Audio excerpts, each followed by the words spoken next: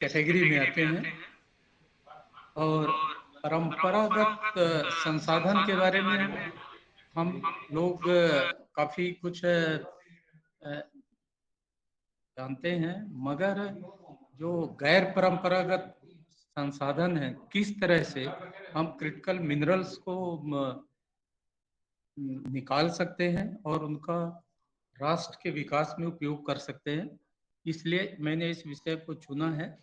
और मैं एक वर्ल्ड सिनेरियो किस तरह से है क्रिटिकल मिनरल्स का, तो इसमें आप देख सकते हैं कि चाइना में जो है बहुत सारे जो क्रिटिकल मिनरल्स हैं प्रचुर मात्रा में उपलब्ध हैं। आप देखिए कि ये जो वर्टिकल रो आ रही है रेड, इसमें से अधिकांश जो क्रिटिकल मिनरल्स हैं चाइना में है। स्लाइड मूव नहीं हो रही। और इंडिया की पोजीशन देखिए, केवल बेराइट में इंडिया का नाम दिखता है, बाकी किसी भी क्रिटिकल मिनरल्स में स्लाइड नहीं हो रहा है। हाँ, मैं अभी कर रहा हूँ। ये वर्ल्ड सिनेरियो है और इंडिया क्रिटिकल मिनरल के रिसोर्सेस लेकर के केवल बेराइट में सेल्फ सफिशिएंट है। बाकी ये देखिए इंडिया का जो है डाउनवर्ड आप कोई भी नहीं है। ये क्रिटिकल मिनरल्स की पोजीशन है। और ये पता नहीं इसमें तो मूव हो रही है, यहाँ तो हो रही है। और इंडियन सिनेरियो में हम देखें तो करीब 49 मिनरल्स जो है क्रिटिकल मिनरल्स रिकॉग्नाइज किए गए हैं। और इनका क्रिटिकलिटी इंडेक्स जो है 4 कैटेगरी में रखा है, ग्रुप 1, 2, 3 एंड 4। जो जोन 1 में आते हैं वो मोस्ट क्रिटिकल हैं, और उनमें से लाइमस्टोन भी है, जिसको हम अधिकांशतः सोचते हैं कि ये उपयोगी नहीं है। दुबे सर ने उसके बारे में बताया कि किस तरह से इसका उपयोग रोड मटेरियल, बिल्डिंग मटेरियल के लिए हो रहा है। तो हम लोग लाइमस्टोन लेकर के भी जो है ये भी क्रिटिकल जो मिनरल में है। इसके अलावा और सारे हैं, इसमें से जो है बेरिलियम है, क्रोमियम है, germanium, limestone, niobium, graphite, rare earth, rhenium, strontium, tantalum, zirconium, ये सारे मिनरल जो है मोस्ट क्रिटिकल हैं। तो कुछ मिनरल्स के बारे में हम उदाहरण देंगे। और ये क्रिटिकलिटी तो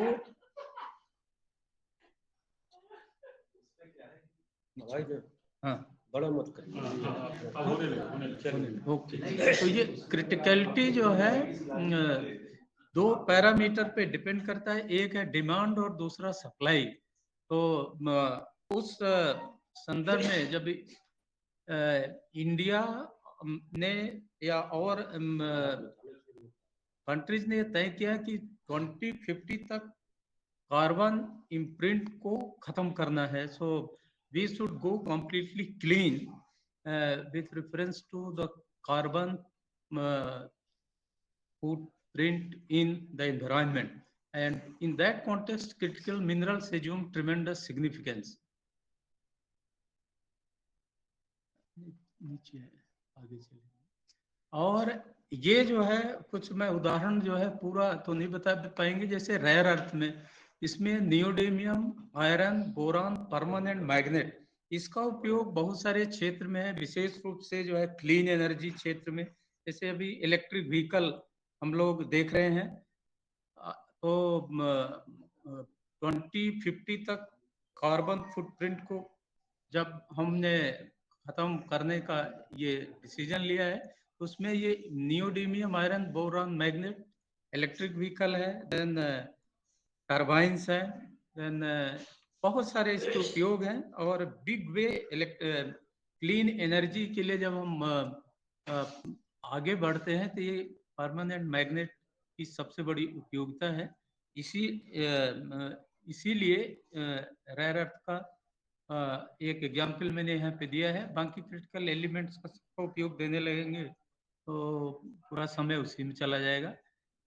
अभी वर्ल्ड में क्या हो रहा है, क्योंकि इंडिया नहीं, मैंने पहले स्लाइड में दिखाया कि चाइना जो है सबसे ज्यादा प्रचुर भंडार रखता है क्रिटिकल मिनरल्स का।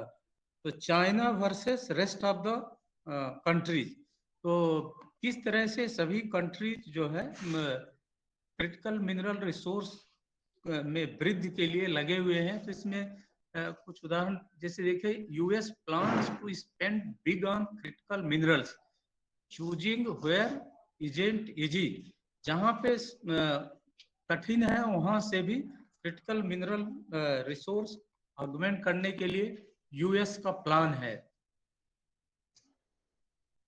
और यूएस ने ये एक फैसिलिटी टेक्सास में डेवलप किया है, और उनका ये मानना है कि 5000 टन प्रति वर्ष उनको क्रिटिकल मिनरल्स के रूप में रेयर अर्थ कार्बोनेट डायरेक्टली मिलेगा।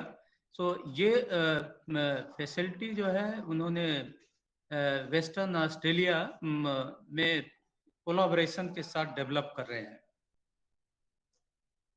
देन कनाडा में देखिए, government of Canada investment supports indigenous resource development in the Northwest Territory। तो ये कनाडा का दृश्य है। फिर हम ऑस्ट्रेलिया में देखते हैं तो made in Australia, why is the Pentagon investing in Australian rare earth, because इसका जो मेन रीजन है, efforts by the US to reduce its reliance on China for rare earths have taken a new turn. So almost all the countries are trying to overcome or develop their own critical mineral resources, fearing that China will stop supply at any moment. Already China has threatened and doing a big bargain on that. So for that reason, all the countries have either jointly or independently geared up to augment critical mineral resources. Europe is, and now you see what is happening in Europe. Europe taking steps to cut reliance on China for raw materials, and in this, the European Union wants member states to start considering the domestic sourcing of critical raw materials. So this is what is happening all over the world as against the China's abundant critical mineral resources. So in that context, how non-conventional resources can be helpful? This is the idea. So we know there are some 5 domains we are conventionally aware. This is called the technospheric mining. So we know the primary ore we take, then we concentrate and go for metal and alloys and for end product, and then we supply to market. But after this, there are some 5 steps involved. During manufacturing, number 1, there is scrap flow. So we need to utilize that. Second one is end of the life product, like see the now the computers, smartphones, lighting, all these items, once they give their life, so that should be recycled. And third one is the landfill containing urban solid waste. So what in the urban area, whatever solid wastes are contained, that should be recycled for extracting the critical minerals from them. And fourth is the metal recovery from industrial process residues. So some of the industrial process residues I will be highlighting as a source for critical minerals. And fifth one is the land fills containing industrial process residue. So one is lying in the stock and another one has already been dumped. It as if, or it is a drain flowing through that. Now, you see, for manufacturing fertilizer, India imports rock phosphate from various countries, and this potential, this has been analyzed, contains rare earths. In this range, we get up to say 2.48 to 3.94, 3.95% rarer. But this is not taken into account. And rock phosphate, India is purely dependent on import. So in rock phosphate, Indian rock phosphate rare earth values are given here, but these are not sufficient to support the fertilizer manufacturing. So what is happening that in the Europe they have developed a facility to extract or take out the critical metal, and a plant has been set up adjacent to the leading fertilizer and chemical company, so that whatever waste is generated under the single umbrella, that waste should be processed for the recovery of critical metals from that. So actually, after manufacturing of the this fertilizer, so from rock phosphate, phosphoric acid is produced, and that phosphoric acid is used for manufacturing phosphate-based fertilizer. And 1 ton of production of phosphoric acid yields about 4.5 tons of phosphogypsum, which is dumped as a waste. And about 80 to 85% of critical metals are transferred to the phosphogypsum, which is discarded, and in fact it is a liability for the fertilizer producing company. So the flow sheet, some preliminary study has been carried out outside India, and taking clue from that, all the fertilizer based phosphogypsum produced as a waste, that should be used for recovering critical metal. So there is ample scope for RE recovery in India from phosphatic rocks in the beginning, and afterward the phosphogypsum waste. So this is basically the industrial process residue left after manufacturing of the phosphoric acid, which goes for making fertilizer. So this is one source that should be used for recovery of the critical metals. Another is the aluminum uh, plant. So after extraction of aluminum, we are having many aluminum mines all over, spread all over the country. So after extraction of the aluminum, residue left behind, that is called the red mud. So that also contains critical minerals. And some world scenario, we can see the scandium is the most costliest critical metal. So in that we see these values are given in uh, ppm, parts per million ton, means in 1 ton of the red mud we get say 54 ppm, money 54 gram of scandium, like that. So this is the world scenario. In Indian red mud average 50 ppm of scandium is present. So the great advantage is this, that it is lying as such. There is no investment involvement. Just take out the uh, waste lying in the backyard, and it should be processed, and rare metals, critical metals should be extracted. So this is another most potential industrial process residue that needs attention for recovery of critical metals. And some of the, see, in this direction, study has not been done. In India, from Eastern Ghats, uh, bauxite have analyzed some 466 ppm light rare earths and 117 ppm heavy rare earths. And red mud from this area has analyzed 189 ppm of total rare earths. So this should be taken out. Bauxite from Kutch has given some up to 240 ppm of cerium and 115 ppm of lanthanum and up to 18 ppm of yttrium. So since there is no investment, so this is another potential area which needs proper attention for recovery of the uh, critical metals.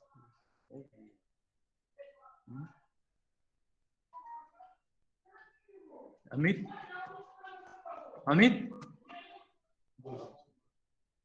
Abhi move. This is the red mud pond at Nalco, Damanjodi in Odisha. So like this, all this aluminum extraction plants, they are having red mud stored in the pond. So this should be used. This is they are discarding and giving it for either brick making or somehow, because it is a problem for them to manage huge waste. So there is a need to carry out research, and initial work has been done, and in that some 70 ppm of lanthanum, 110 ppm of cerium. It has shown a recovery of 99.9%, both lanthanum and cerium. So this is another waste that is generated from extraction of aluminum. So this should be planned for extraction of rare metals. And elsewhere, the flow sheet has been developed and limited work has been carried out. So this flow sheet, I will not go into that, but it is demonstrated that what are the various critical metals associated with the red mud, and how the different routes should be followed. That HNO3 has been used, sulfuric acid has been used, and in that by atomic exchange, different individual critical metals have been extracted. Another domain is the coal fly ash. This is considered as the polluting industry, thermal power plant. So after this coal is fired in the thermal power plant, so lot of ash is generated, and that ash is again a liability for the thermal power plants, because the work has not been done to see how the associated critical metals can be taken out. So in a Wyoming governor official breaks ground on coal to product innovation center in the state's Carbon Valley region. And this is aimed to accelerate production of new coal-based product, reduce US reliance on foreign imports for rare earth elements. So the US is planning, as I told earlier, that they want to try where it is not possible, or it has not been possible, it has been ignored. So this is another industrial process residue that needs to be examined. And now you see the mining precious rare earth elements from coal fly ash with a reusable ionic liquid. So in this context, the work is going on, and they found that abundance of coal fly ash held in storage pond can be utilized for recovery of critical metals from that. And see how the scenario is changing. The toxic coal waste would be the key to our clean energy future. This thermal power plant has been labeled as the most polluting industry, and now they are attempting to convert this polluting industry into the clean energy future. So there is a tremendous scope to convert or change its level into a clean energy future from the coal fly ash.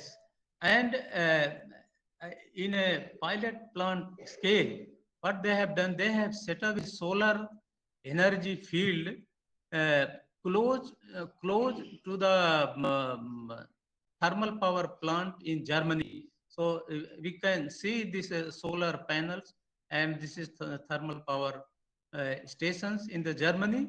And the idea is that whatever coal ash is produced, critical metal will be recovered, and that will be utilized there itself for development of the solar energy. So side by side it will go. There is a collaborative work. So in similar fashion, in India also, this need to be explored how we can go. And the Indian scenario, Indian coal data is very scarce.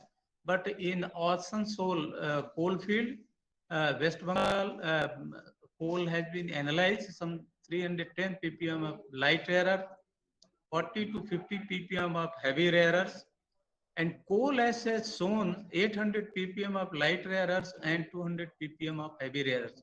So this is the scenario with reference to the West Bengal Asansol coal field. And from Ib Valley coal field, Odisha, coal has been analyzed and it has yielded 202 ppm of total light rare earths and 40 to 50 ppm of heavy rare earths. And tertiary coals of lignite coal field in Tamil Nadu has yielded some 2000 ppm of rare earth. So rare earth content is more in that, but this is a very scanty data. But there is a scope to develop coal fly ash for source of the critical metal.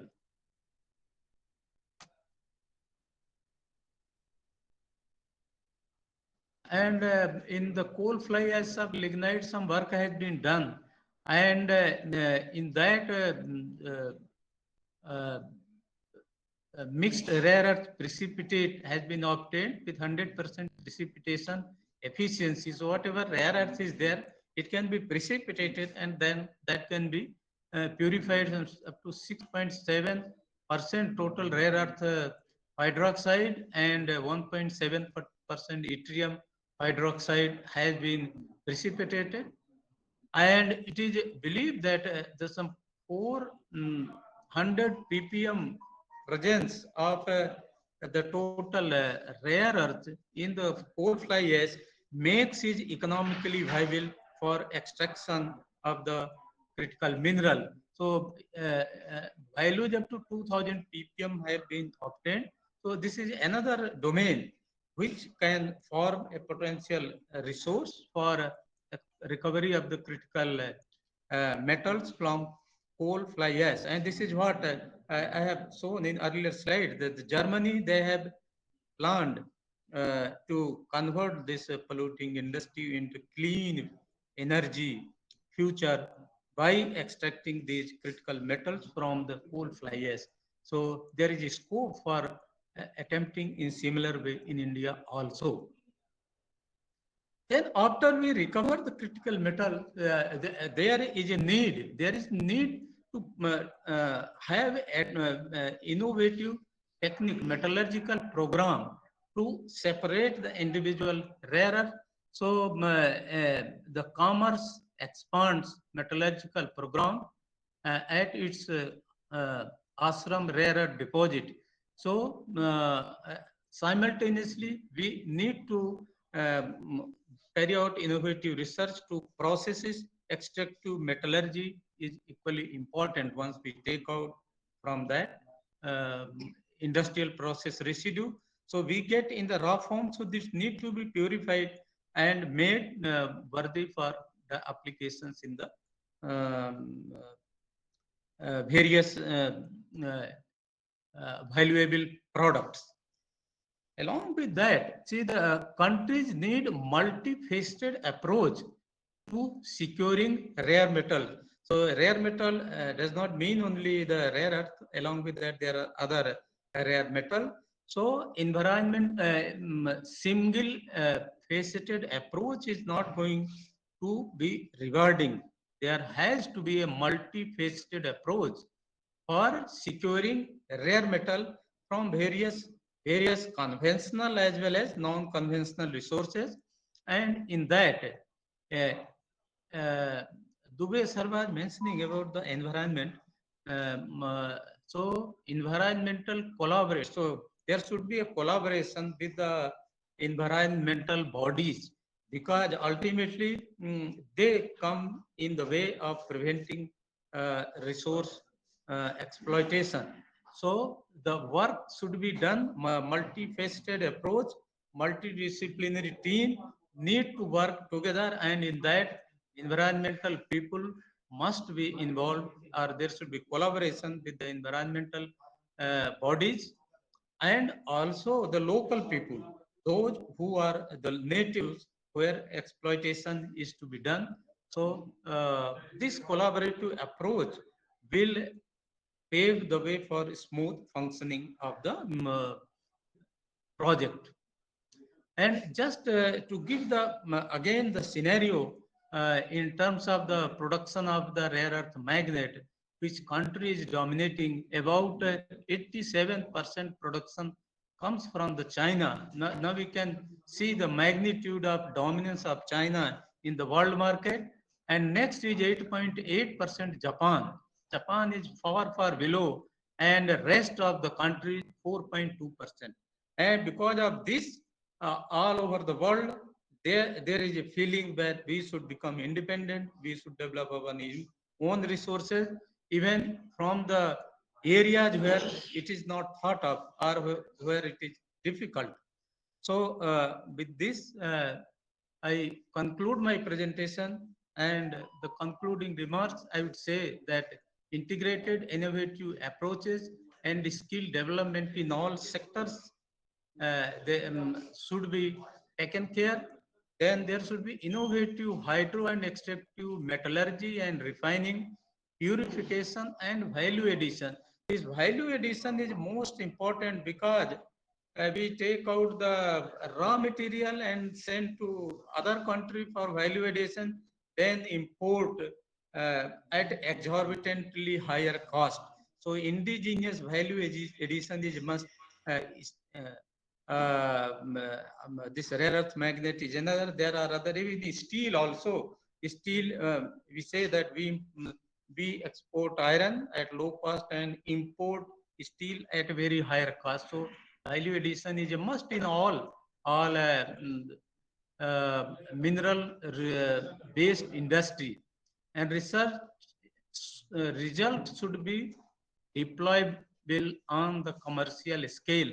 So all whatever researches are being done, they should be directed to ensure that it works on the commercial scale.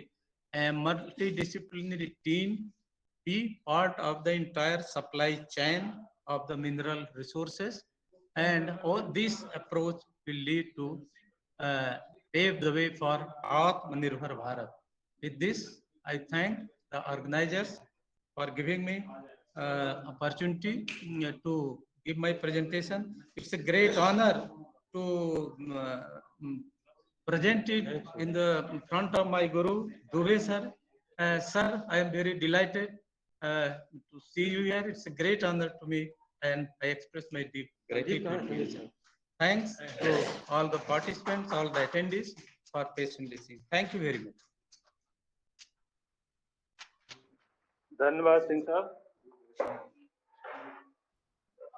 अब मैं अपने साथी organising secretary doctor Sandeep Shukla sir को आमंत्रित करता हूं vote of thanks के लिए। धन्यवाद सर। आज हमारे महाविद्यालय के द्वारा एक दिवसीय वेबिनार नेशनल रिसोर्स कंजर्वेशन एवं मैनेजमेंट में आयोजित किया गया। हम अपने एमिनेंट स्पीकर परम श्रद्धेय आदरणीय sir Deepik Dubey sir, doctor Yamuna Singh sir, doctor Vinod Parashar sir, doctor Sanjay Tignath sir द्वारा दिए गए ज्ञानवर्धक व्याख्यान के लिए धन्यवाद एवं आभार प्रदर्शन करते हैं। मध्य प्रदेश शासन उच्च शिक्षा विभाग रीवा संभाग के अतिरिक्त संचालक एवं महाविद्यालय के प्राचार्य डॉक्टर संजय श्रीवास्तव जी का हम सभी के उत्साहवर्धन एवं सहयोग के लिए धन्यवाद एवं आभार प्रदर्शन करता हूं। पंकज श्रीवास्तव सर का इस ऑनलाइन प्लेटफॉर्म के माध्यम से जुड़े समस्त गुरुजनों, विद्यार्थियों, शोधार्थियों एवं सहयोगियों के लिए विशेष रूप से आभार प्रदर्शन करता हूं, जिनके सहयोग के बिना यह कार्यक्रम लगभग असंभव था। आप सभी को धन्यवाद। जय हिंद, जय Bharat. Thank you for all.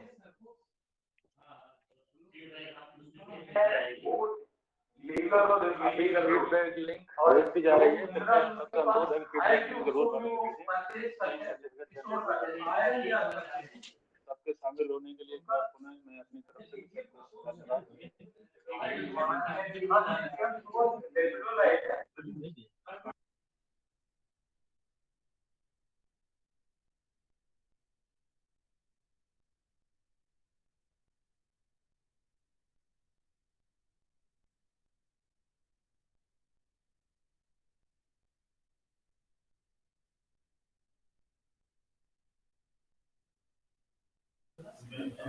आज का वेबिनार अब समाप्त हो चुका है, समापन हो गया है। बहुत ही शानदार आज का वेबिनार रहा है।